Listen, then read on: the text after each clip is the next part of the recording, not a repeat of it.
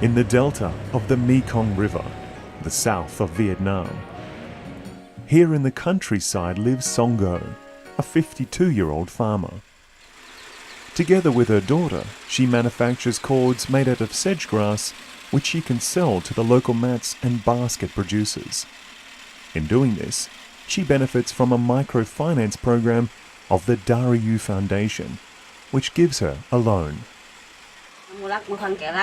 The loan helps me to purchase raw sedge to create jobs for my family, in addition to my normal farm work. Thanks to this, we have a better income. The clients of the DARIU Foundation are all women because they take care for their families and are generally considered unbankable.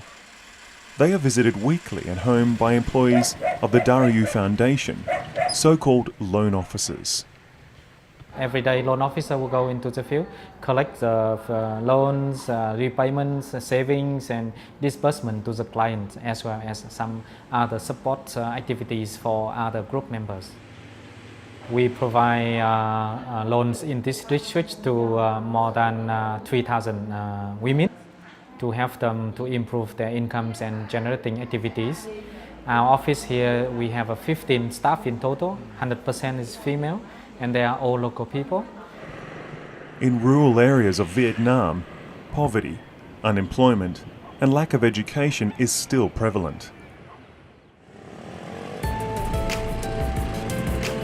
Ho Chi Minh City, also known as Saigon.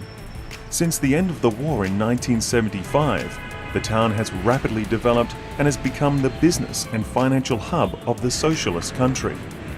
Ho Chi Minh City, with more than 10 million people, is also the fastest growing market for fashion, luxury goods and technology. In addition, it emerges as the top property market in Southeast Asia. The town offers many opportunities, especially for young people. But the gap between urban and rural areas gets wider. To narrow this gap, Thomas Trub in 2002 launched the DARIU Foundation. The Swiss entrepreneur and manager has been the driving force at Ringiers, Switzerland's leading media group, where he was responsible for international expansion. On his early business ventures in Vietnam in the beginning of the 1990s, he fell in love with the country and the Vietnamese people. He realized how essential education is from an early age. That's why the DARIU Foundation, apart from the microfinance program, started to invest in kindergartens by financing the construction of such buildings, in addition to the kindergartens which are run by the government. They, of course, do their best to offer them, but very often they are in a very lousy mood because they don't have, in the countryside, not all the money they need to invest everywhere. So we give them a little push and help them a little bit. While kindergarten teachers look after their children, their parents can work and earn income for their families. Moreover, the kids here have a lower risk of accidents, water drowning, abuse or malnutrition than at home.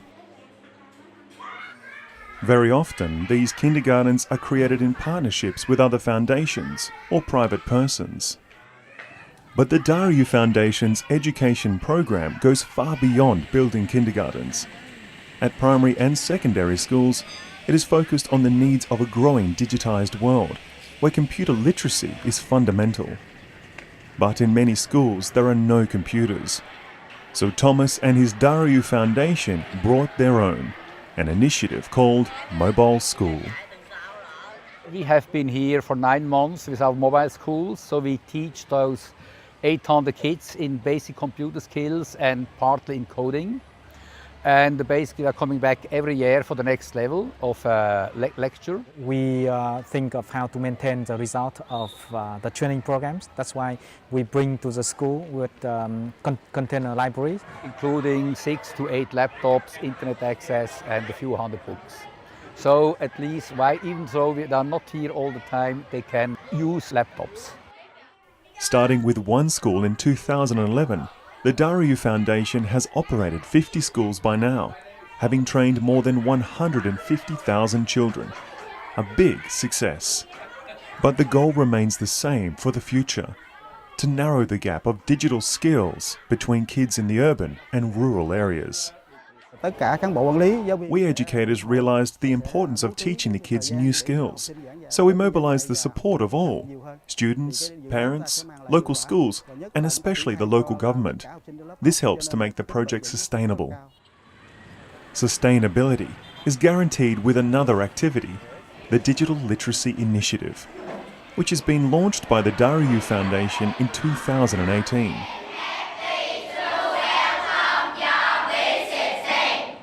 Thank you. Thank you. In order to deepen their digital skills on their way to digital literacy, these children of secondary schools are taught how to code. And now we have started with coding.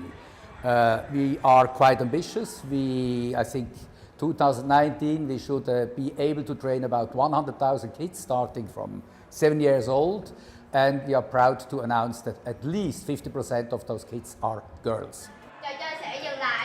And the students pay full attention to the subject, especially because it's associated with a playful approach. I like learning coding because I can create my own game. I really like study coding because I can develop many creative ideas. I like learning coding because it's easy to learn and a lot of fun. A lot of success and a lot of luck and a lot of happiness for all of you. Huh? In the future, if I went to your country, nice to meet you in your country. You will be, of course, invited at my home. Huh? Okay, take care. Bye-bye. Goodbye. Goodbye. Bye-bye. This girl benefits from an additional program of the DARIU Foundation. She lives more than 4 kilometers away from the school and her parents don't have any sustainable employment. That's why the DARIU Foundation offered her a bike as part of its scholarship program. Great. And how many bikes are we distributing every year to children? Every year we distribute around 700 bikes? bicycles. Okay. And this year especially we received further funding, so we distribute more than 1,000. The children from poor family, usually they live far from school, so in many cases they have to walk to the school.